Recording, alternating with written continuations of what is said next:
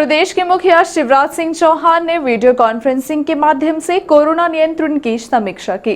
कहा, कोविड के साथ साथ इस कोरोना महामारी के अलावा भी जो बच्चे अनाथ हैं उनके कल्याण के लिए शीघ्र ही नई योजना लागू की जाएगी।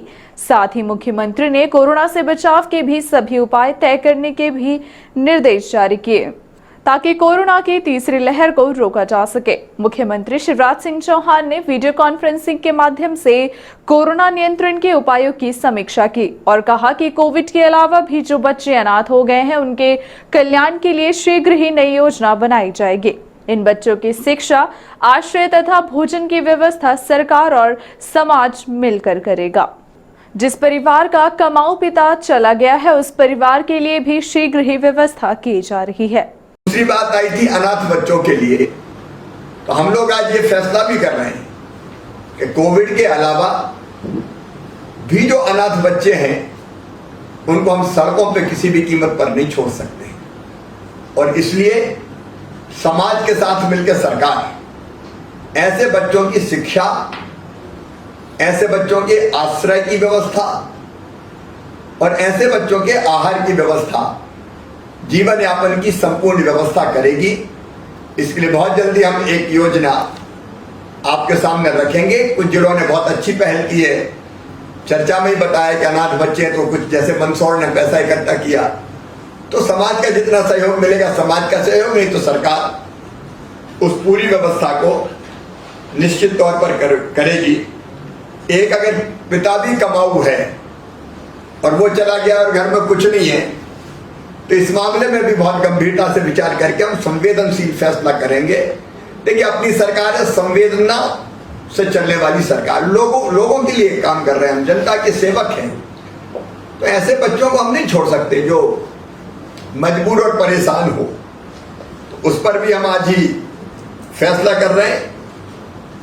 वहीं मुख्यमंत्री ने कहा कि हमारी सरकार संवेदनशीलता से चलने वाली सरकार है। मुख्यमंत्री ने कहा कि 15 जून तक नई गाइडलाइन जारी की जाएंगी।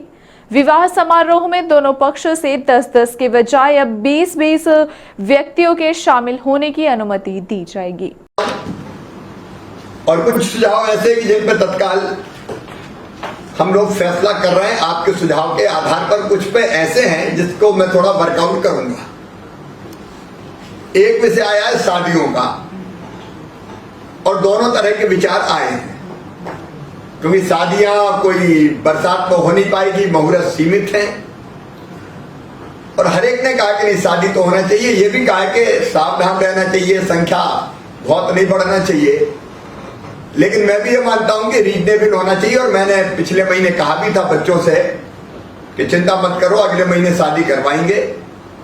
तो अब शादियों में जो अभी तक संख्या 10-10 थी उसको बढ़ा के हम लोग ये तत्काल प्रभाव से करेंगे, 20-20 कर दी जाएगी दोनों पक्षों से, 20 वर पक्ष से और 20 वधू पक्ष से, तो लगभग 40 के आसपास संख्या हो जाएगी। तो शादियां में परिजन भाग ले सकेंगे। लेकिन एक बात और हम तय करते हैं इसके साथ ही कि टेस्ट जरूर शादी जिस परिवार में हो, कलेक्टर सारे बैठे हैं, टेस्ट जरूर करवा लें सैंपल लेके, तो ये और सुरक्षित होगा। क्योंकि पिछली बार हमने देखा कि जहां शादियां हुई वहां परिवार के परिवार संक्रमित हो गए और कई जगह तो जाने तक चली गई। इसलिए शादियों के मामले में प्रतिबंध था, लेकिन अब हम ये उचित संख्या होगी जिसमें कम संख्या में सुरक्षित शादियां हो पाएगी और हम लोग उनका टेस्ट भी करेंगे तो पूरी तरह से सुरक्षित लोग रहें। उसके अलावा स्कूल, कॉलेज, स्विमिंग पूल, सांस्कृतिक गतिविधियां तथा बड़े समारोह अभी भी प्रतिबंधित रहेंगे। इसलिए अभी तो स्कूल, कॉलेज, खेल की गतिविधियां, सांस्कृतिक गतिविधियां, राजनीतिक गतिविधियां ये तो प्रतिबंधित रहेगी। स्विमिंग पूल जैसी व्यवस्था, स्टेडियम में कोई खेल कूद की गतिविधियां, लेकिन जिम जैसे मामले में हम लोग विचार कर सकते हैं कि अगर उससे कोई स्वास्थ्य सुधरता है या इम्यूनिटी बढ़ती है तो उस पर हम लोग विचार कर सकते हैं। बाकी गतिविधियां जो प्रतिबंधित है वो अभी प्रतिबंधित रहेंगी, लेकिन एक बार फिर विचार करके 1 जुलाई से क्या करना चाहिए इसके बारे में फैसला करेंगे।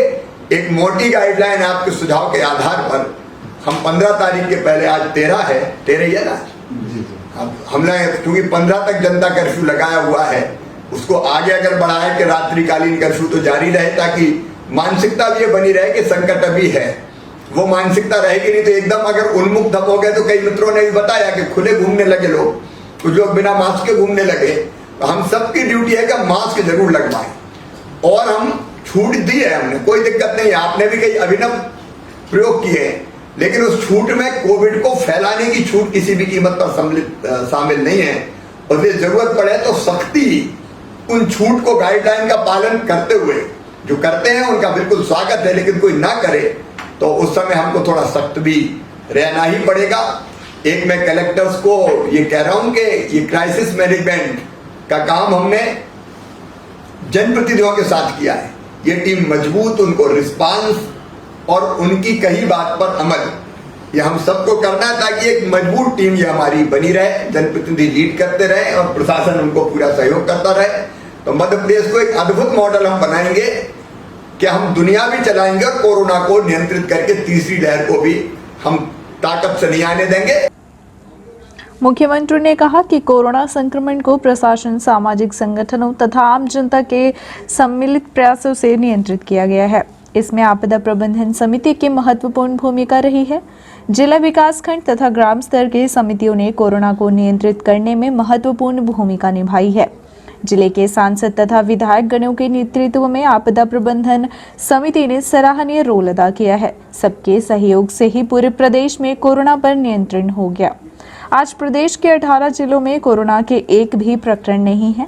मुख्यमंत्री ने कहा कि प्रदेश में कोरोना की तीसरी लहर नहीं आने देंगे, इसके लिए हमें पूरी सावधानी बरतनी है।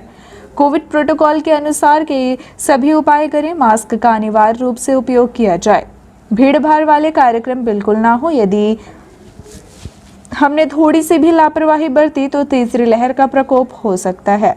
प्रदेश को कोरोना से बचाने के लिए प्रतिदिन लगभग 80,000 कोरोना सैंपल की टेस्टिंग की जा रही है। इनमें जो व्यक्ति पॉजिटिव मिलते हैं तो उन्हें तत्काल उपचार सुविधा दें।